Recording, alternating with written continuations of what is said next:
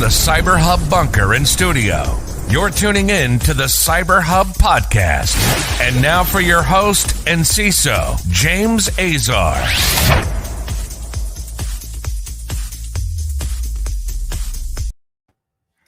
Hey everyone, happy Monday, March 15th, 2021. Welcome to the Practitioner Brief. I am your host, James Azar. Thanks so much for tuning in. We are live on Facebook, LinkedIn, and YouTube. You can comment. We'll incorporate you in today's episode. We've got a lot of things to cover today.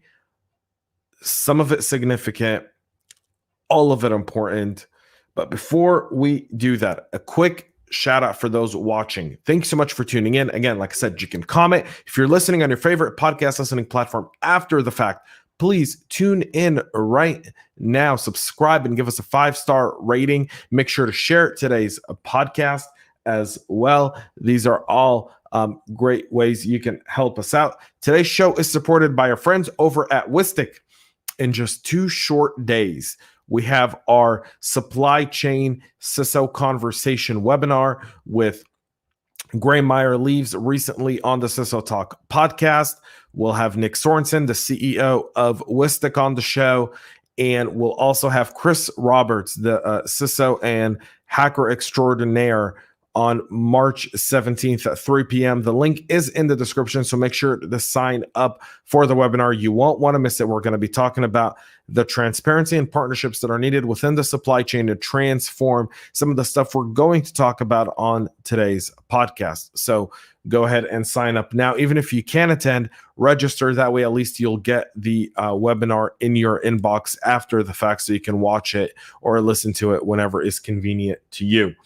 So without further ado, our ceremonial coffee sip. I like to come with these clear cups so you guys can see how beautiful the foam is. Now, this has been sitting for about, let's say 6 minutes, and an espresso is only good for about 12. So the foam has kind of a little bit come down, but nonetheless, it's still good. Cheers, and let's have an awesome week. All right, let's get into a lot of the things that are going on today. The first one, courtesy of our friends over at ThreatPost, is the Linux systems is under attack by a new RedXOR malware. So the researchers say that the new RedXOR backdoor is targeting Linux system with various data exfiltration and network traffic tunneling capabilities. This was discovered,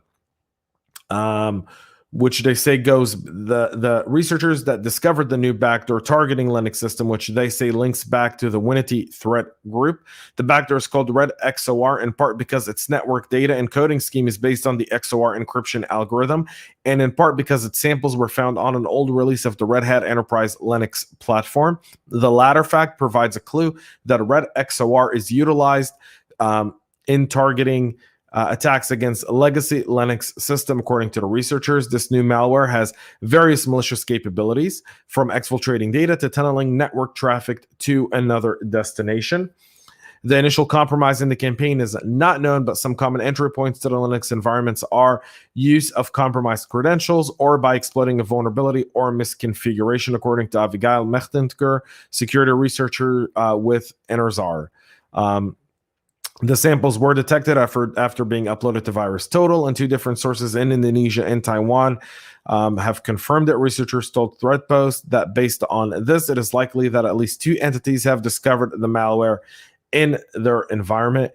Being that it's Indonesia and Taiwan, it's fairly easy to see where this may be coming from.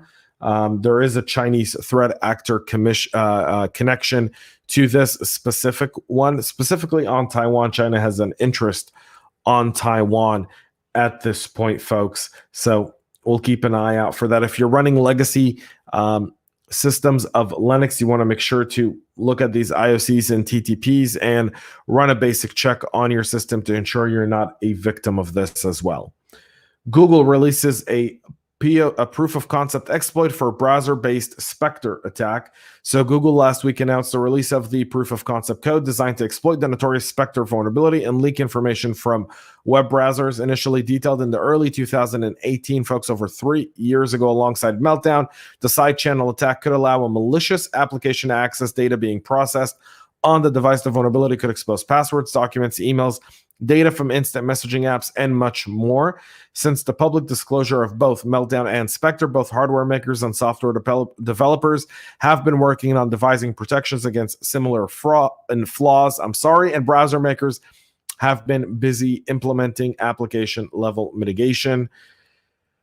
To keep users safe, browser makers have already implemented protections such as site isolation, cross-origin read blocking, and out-of-process iframes.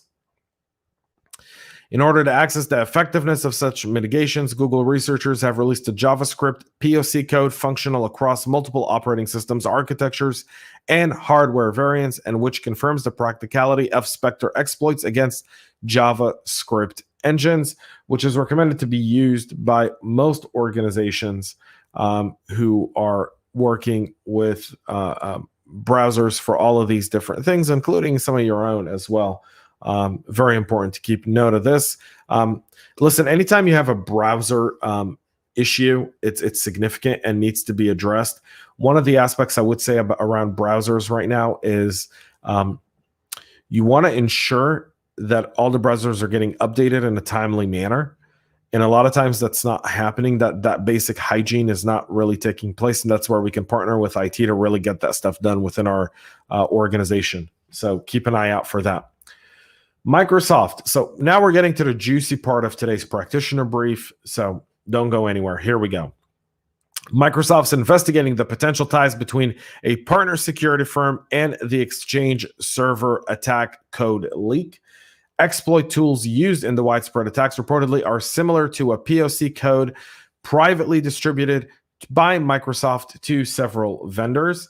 We'll zoom in here just slightly so you folks can see what I'm reading. Microsoft is reportedly investigating a potential partner leak. Microsoft itself said that private disclosures it made with some of its security partners were required in order to conduct the attack. This according to a bombshell report over the weekend on the Wall Street Journal. On March 2nd, when Microsoft issued the emergency patches to tackle 4 zero-day vulnerabilities in Microsoft Exchange, which were being actively exploited in the wild, the critical bugs were disclosed privately in January, and since then, exploit usage has gained traction to the point researchers estimate that tens of thousands of businesses worldwide have been impacted. The initial number was around 30,000. I'm hearing now this morning, after speaking to several folks, that it's probably closer to the 50 or 60,000 companies globally impacted by the Microsoft Exchange bug.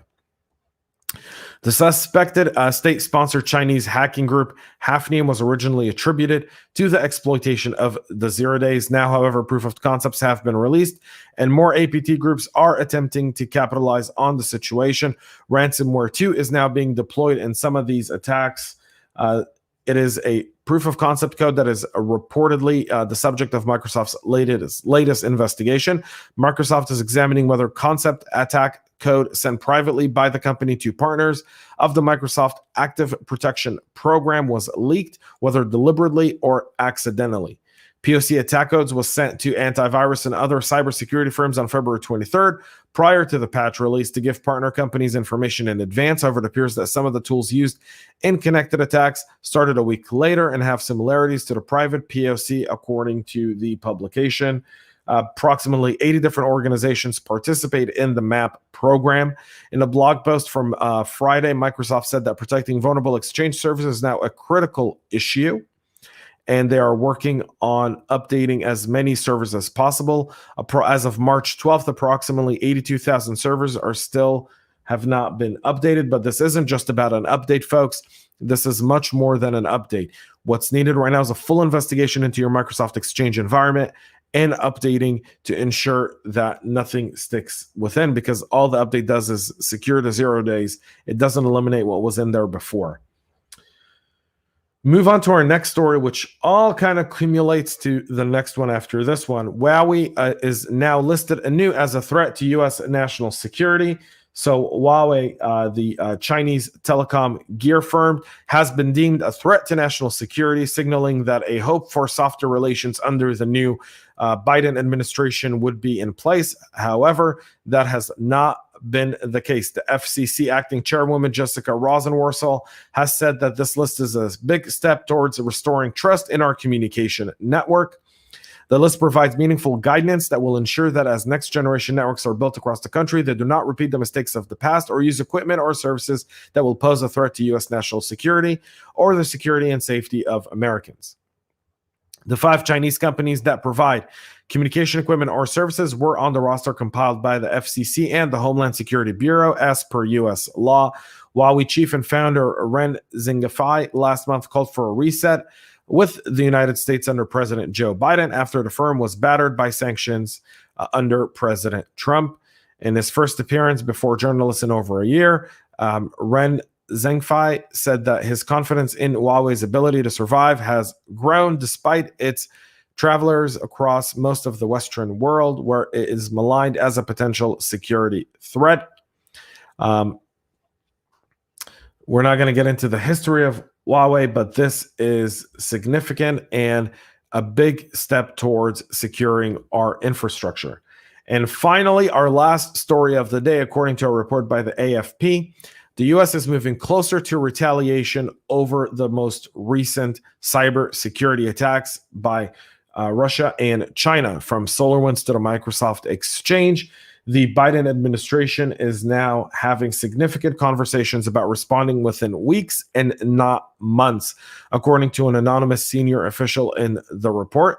The official, who asked not to be identified, said federal agencies have made progress in patching systems, and it appears that they are waiting to complete the patch before launching a retaliatory attack against the perpetrators of this.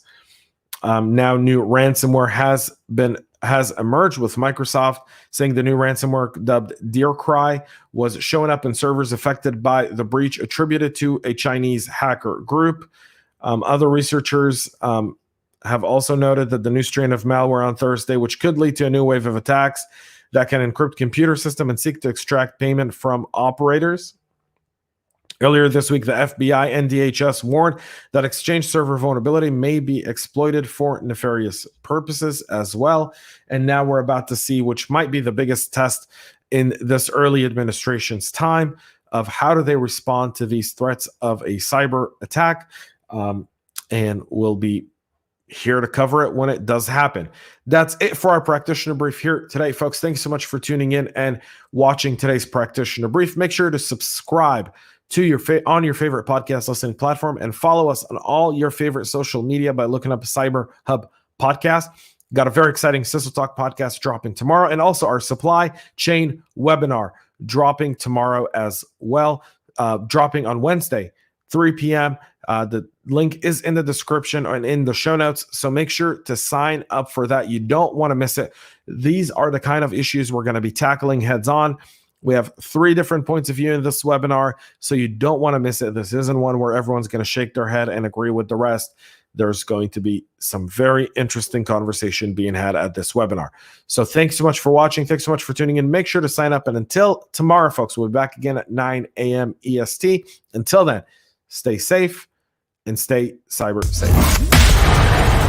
We love feedback, so make sure to connect with us on social media and subscribe to our podcast on your favorite podcast listening platform.